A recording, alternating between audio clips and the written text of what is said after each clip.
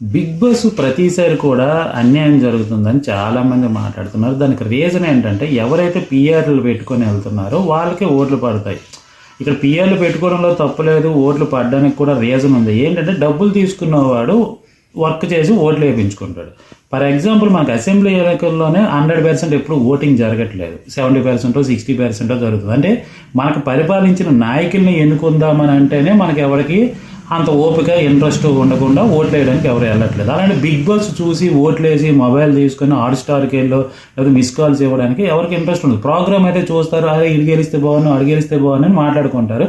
అలా మాట్లాడుకున్న వాళ్ళందరూ కూడా వాళ్ళందరూ ఓట్లు వేస్తే మొత్తం రిజల్ట్ ఇంకొకలాగా ఉంటుంది. కానీ అలా వేయట్లేదు. ఇక్కడ కొంతమంది వేస్తున్నారు. ఇక్కడ పిఆర్ల వల్ల ఏం జరుగుతుందంటే బేసిక్గా డబ్బులు తీసుకుంటారు కాబట్టి కాలేజీలకు వెళ్తున్నారు, ఊళ్ళు తిరుగుతున్నారు, షాపింగ్ మాల్స్కి వెళ్తున్నారు, ఓట్లు వేపిస్తున్నారు. నిజానికి చెప్పాలంటే ఖచ్చితంగా బిగ్ బాస్ చూస్తున్నాం కాబట్టి మేము వేసేద్దామని ఎవరు వేయట్లేదు. తర్వాత వీడియోస్, క్లిప్స్, దాన్ని రుద్దడాలు ఇవన్నీ చేస్తున్నారు. నేను బిగ్ బాస్కి ఒకటే సలహా ఇస్తుంది ఏంటంటే నెక్స్ట్ సీజన్లో మీకు నిజంగా ఒక తెలివి ఉంటే, అంటే ఇన్ని కోట్లు పెట్టిన ఈ ప్రోగ్రామ్కి పిఆర్లు సీజన్ 7 నుంచి మాత్రమే పిఆర్లు ఎంటర్ అయ్యి మొత్తం గేమ్ మార్చేస్తున్నారు. వాళ్ళు ఎవరికైతే అనుకుంటారో వాళ్ళే విన్నర్స్ అవుతున్నారు.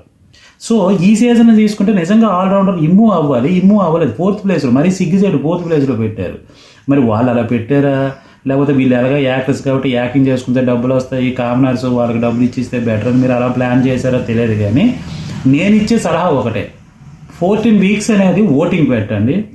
లాస్ట్ టాప్ 5 ఎవరైతే తేలిపోతారో ఆ వీక్ ఓటింగ్ పెట్టకుండా మొత్తం ఎంటైర్ జర్నీ చూసి ఎవరి వల్ల ఈ షో ఎంత బాగుంది, ఎవరైతే బాగా పెర్ఫార్మెన్స్ చేశారు, ఎవరైతే నిజాయితీగా ఉన్నారు, ఎవరైతే టాస్క్లు ఆడుతున్నారు, ఎవరు ఎక్కువ ఎంటర్టైన్మెంట్ చేశారు, ఇవన్నీ చూసి అలాంటి వ్యక్తిని ఎన్నుకొని విన్నర్గా చెయ్యండి.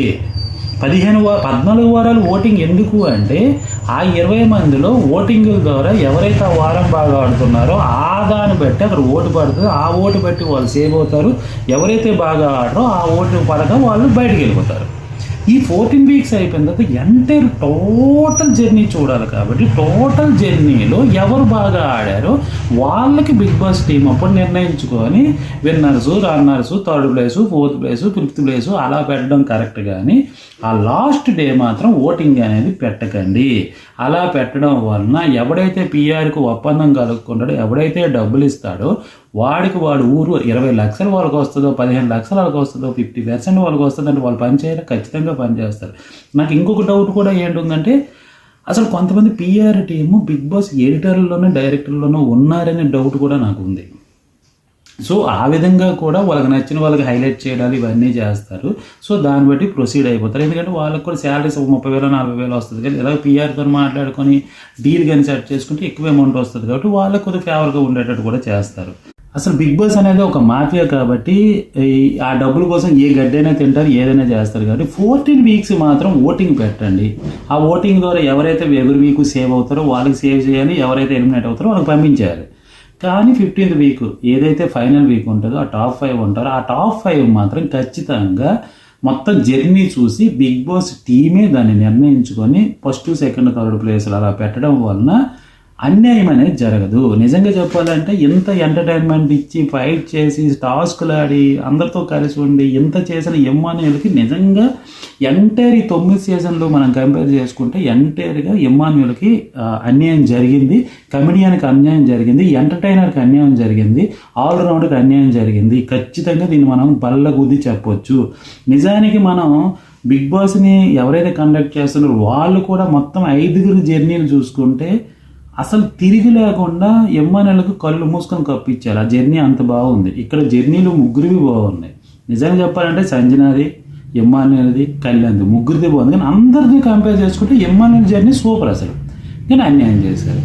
అంటే ఎలాగో ఉన్నాడు ఆర్టిస్ట్ చేసుకుంటారు, రేపొద్దున మనమే మన ఛానల్లో పెట్టుకుందామని ఆ ఉద్దేశమా, లేక విన్నర్గా చేసిన వాడు రేపొద్దున మన దగ్గరికి ఎందుకు వస్తాడు, మన మాట వినడని అనుకుంటున్నారా, లేకపోతే విన్నర్గా వచ్చినవాడు ఎవరు కూడా బాగుపడలేదు కాబట్టి ఎందుకులే వాడిని చెడగొట్టడం, సో ఎవరినో వాడికి వేరే వాడికి ఇచ్చేద్దామని ఇచ్చేసారా తెలియదు. కానీ ఏది జరిగినా ఈ సీజన్ మాత్రం అన్ఫెయిరే. ప్రతి ఒక్క eliminations unfair, last result unfair, టోటల్గా అన్ఫెయిర్. నేను అసలు బిగ్ బాస్ రివ్యూసే చెప్పకూడదని ఈసారి ఆపేశాను. నాకు హెల్త్ ఇష్యూ కూడా ఎక్కువగా మాట్లాడకూడదని డాక్టర్ కొద్ది రోజులు ఎక్కువ రివ్యూస్ కూడా చేయకు అని చెప్పడంతో నేను రివ్యూస్ కూడా చెప్పడం మానేసాను. ఇంట్రెస్ట్ కూడా లేక చెప్పడం మానేసాను. ఎందుకంటే సీజన్ అంతా ప్రతిదీ కూడా అన్ఫెయిర్ అవుతుంది. ఎవ్రీ వీక్ నిజంగా నామినేషన్స్ కూడా అన్ఫేరే చేశారు.